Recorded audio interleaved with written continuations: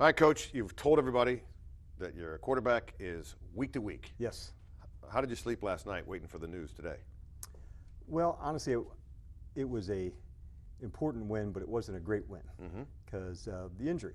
And the important win was knowing that although Jayden got injured, creating the purpose still in that to make sure the guys could deliver into that spot. So let's be honest, it's the part of the job that we know happens, and you have to be ready and prepared to do that. And I thought when that took place, Marcus really stepped into that space and really delivered. And our team has a lot of belief in him, when called upon to do that. But yeah, certainly something that you don't want to think about. Right. Before we get to Marcus, your guy 5, we saw him on the sideline. He threw a couple passes and then chucked his helmet down. He was ticked off, obviously. He wanted to be in, he wants to be in the game. I do. And what did that conversation go like? Who makes that call? That's totally on the medical side. Okay. Yeah, because his coach is a pretty good competitor too, so he wants to. But I trust my eyes in situations like that. We had a similar situation with B-Rob last week, where he just wasn't himself all the way there. And so in those instances, you think about the player first. That's a number one, top of the pile, and that will never change to make sure it's their career and how important they are to the team. So more than glad to step into that space and say no when that comes about. But that one was easy coming from medical. And this week you'll watch his movement, velocity on throws. What do you look for? Yeah, I think is he able to fully express himself in the way that he plays. I'm outside the pocket to run and throw. I'm inside the pocket. I can turn and torque and rip it in the same way.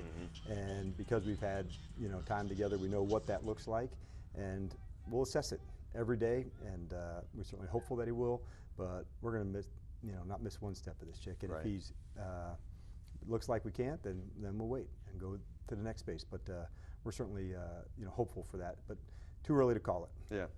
In those situations, you mentioned B-Rob, how does that conversation go with the head coach to the player? How do you make it okay that they can't go? I think one that's always best is be straight honest and say, I know what this looks like, and I know when it doesn't look like you, and I'm telling you it doesn't look like you, and we're going to hold on today. That's difficult news to hear, but let's give it a go again into next week, and that's straightforward, straight at it. If you were the same player, chick, doesn't look like you today, man, we're going to hold.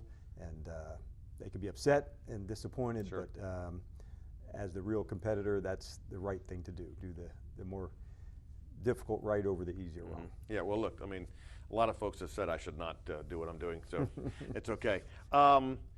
Marcus, he yesterday did the job that's supposed to be done.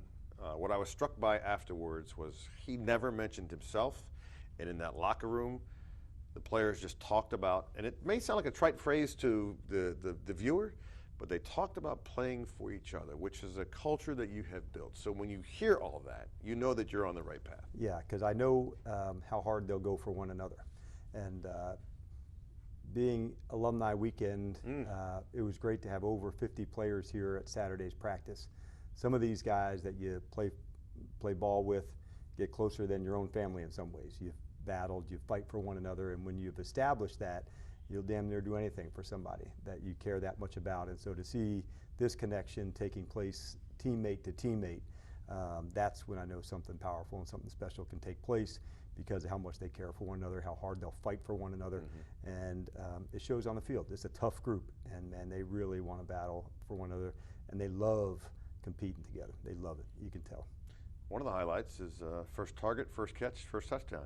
Your rookie tight end, Ben Sinnott. Yes. Just, I mean, I've not seen a face smile so large in a locker room. Yeah, so that was a big deal. And so who took the ball to give it back to him was QB. And he just is loaded with humility, Marcus is, and looking out for others. And we were particularly impressed by him in a 2-minute at the half.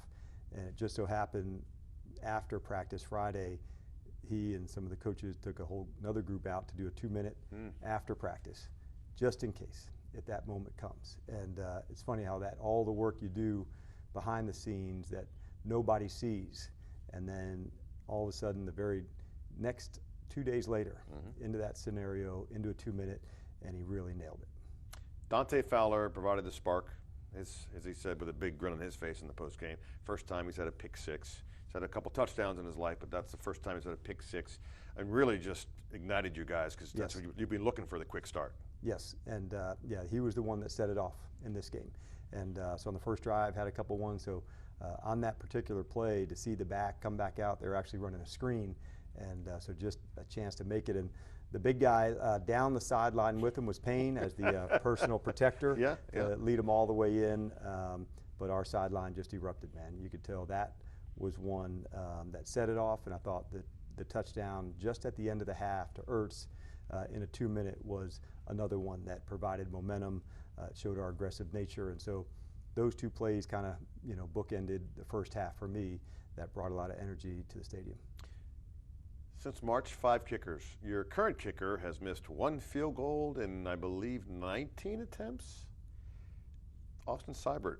Yes. It's a pretty good get by your crew. That's Adam and his staff to dig in, and it was a rocky road for us, through training camp and even into the first season. So Austin, to get dropped into a team week 2 and to start off the way that he did, we've got a lot of confidence in him. And oh, by the way, kickoff is new this year, and how does that affect things? And so he has really found his space here with us and is doing an excellent job. B-Rob coming back. I love the way that he runs. I think everybody does, but there's a point where he gets really low, and it's just, he's a difficult man to tackle. Yeah, it's the size, and he can run full speed about this high off the ground where the pads are down, and it's such a difficult tackle because if you choose to come from the side, he can kick through that and step through with these strong legs, and so he also has the ability to put his foot in the ground and cut. So, man, it felt more like us to be able to use all the guys in their unique ways. I love our running back group, and we like putting them on the field together sometimes separately, and but they all bring their own unique style and flavor to it. And I thought Austin had a kick return that was close. He created field position for us, well past the 30. Finishing the game, J-Mac at the end, and then certainly Brian, the closer it gets to the end zone, the stronger he runs, and that's a good trait to have. I saw you at USC for Caleb Williams' Pro Day. You guys are out there. You kind of knew who you were going to choose, but you got to take a look. Sure. Jayden has progressed since his Pro Day. So has Caleb since his Pro Day. What have you seen as you get ready for these Chicago Bears? Yeah, and at Pro Days you're supposed to look good. Yeah. Okay. There's nobody guarding anybody. Right. So Adam and I did a full tour of that, and we were at Michigan and LSU and USC and North Carolina, amongst other spots, and it was a really meaningful spot in scouting. It was my first experience of going through different quarterback spots, and you learn a lot, not at the pro day itself. Sure. The day before or the day after, in the film room, finding out what makes the person who they are.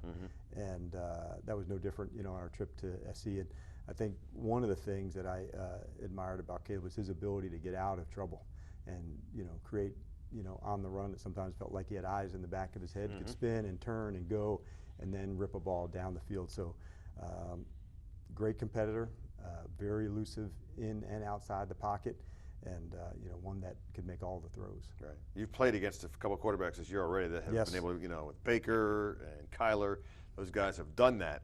That's right. So you should be ready.